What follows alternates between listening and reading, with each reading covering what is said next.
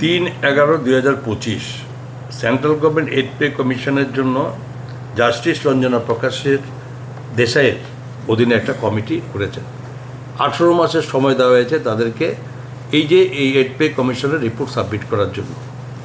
আর স্বাভাবিকভাবেই এটা অটোমেটিক্যালি দেশের অধিকাংশ রাজ্য যেখানে সেন্ট্রাল গভর্নমেন্টের যে কমিশন করে সেটার উপর তারা আমরা ফলো আপ করি এবং সেটার মধ্যে করার চেষ্টা করে। 1, 2 যে এটা অনেকে বলে, আমি আমরা শুনি বা বিভিন্ন জায়গায় দেখা হয় বা সোশ্যাল মিডিয়াও, যে 16 পে কমিশনের কাছে এটা সাবমিট করে। 16 পে কমিশনের কাছে অলরেডি আমরা আর্লিয়ার এটা আমাদের টোটাল কর্মচারীদের ম্যাটার্সগুলো আমরা যে ডিফারেন্স অফ ডিএ এবং আগামী দিনের এই এইড পে কমিশন এগুলো নিয়ে আমরা অলরেডি সাবমিট করা হয়েছে, সরকারের পক্ষ থেকে করা হয়েছে।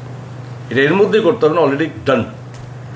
তো স্বাভাবিকভাবে এটার জন্য আমাদের মাননীয় মুখ্যমন্ত্রী সময়ে আমাদের মাননীয় অর্থমন্ত্রী আমাদের সীতারামনজির সঙ্গে কথা বলেছেন, প্রধানমন্ত্রীর সঙ্গে কথা বলেছেন। আমাদেরও এটা ইচ্ছা যাতে আমরা এটার সঙ্গে আমরা সামঞ্জস্য চলতে পারি, এতটুকু বলতে পারি। এটা রাজ্য সরকারও সেই ভাবনা চিন্তাতে আছে। 8ম বেতন কমিশন গঠনের সিদ্ধান্ত থেকে আপনারা এগুচ্ছেন না?